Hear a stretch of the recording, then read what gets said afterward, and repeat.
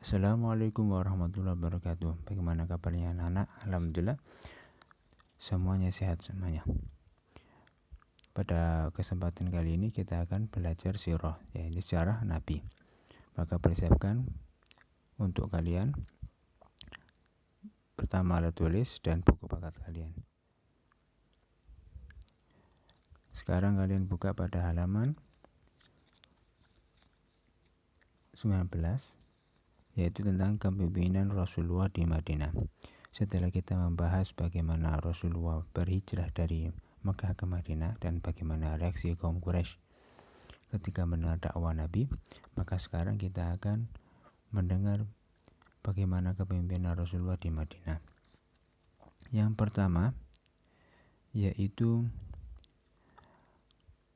Rasulullah mendirikan Masjid Nabawi. Beliau mendirikan Masjid Nabawi ini di atas tanah anak yatim. Lalu Rasulullah membelinya dari mereka.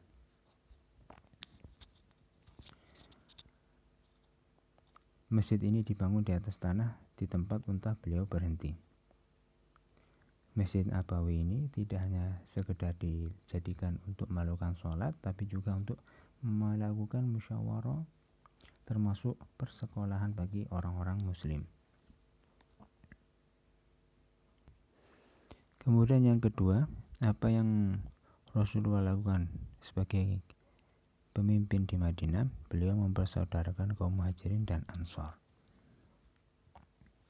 Sampai-sampai Sa'ad bin Ar-Rabi dari Ansor itu berkata kepada Abdurrahman bin Auf, sesungguhnya aku adalah orang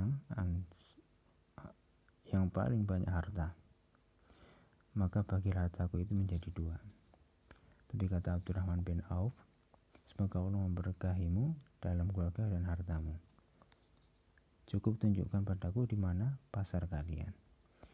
Itu merupakan kemurahan hati kaum Ansar kepada kaum Muhajirin. Penggambaran persaudaraan kaum Muhajirin dan Ansar itu tercantum dalam Al-Quran, surat Al-Hasyr.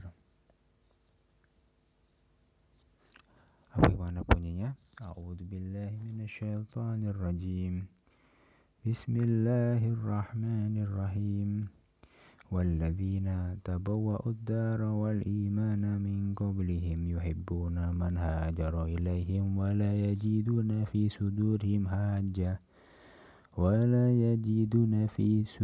hajatan mimma utu wa yu'thiruna ala anfusihim walau kana bihim khasasa وَمَن يُوقَ شُحَّ نَفْسِهِ فَأُولَئِكَ هُمُ الْمُفْلِحُونَ. Artinya bisa kalian lihat pada halaman 22 surat Al-Hasyr ayat 9. Bagaimana gambaran persaudaraan kaum Muhajirin dan Ansar itu sangatlah baik.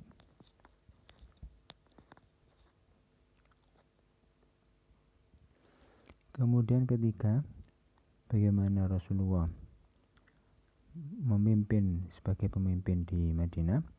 Yang ketiga yaitu membuat perjanjian dengan kaum Yahudi. Apa isi perjanjian tersebut?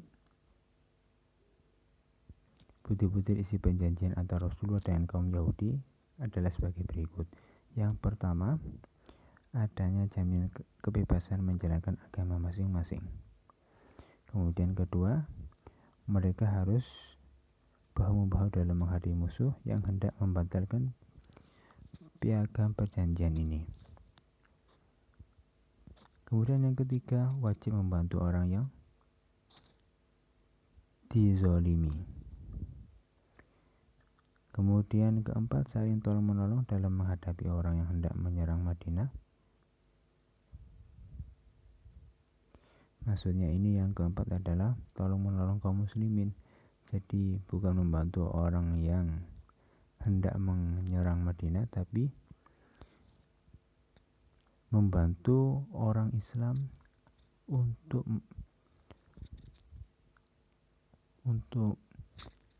tidak terserang. Artinya tidak sampai diserang oleh kaum dari luar. Kemudian kelima, yaitu Rasulullah adalah pemimpin tertinggi di negeri ini dan Yahudi bagian darinya.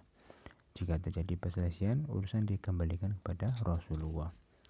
Begitulah perjanjian dengan kaum Yahudi.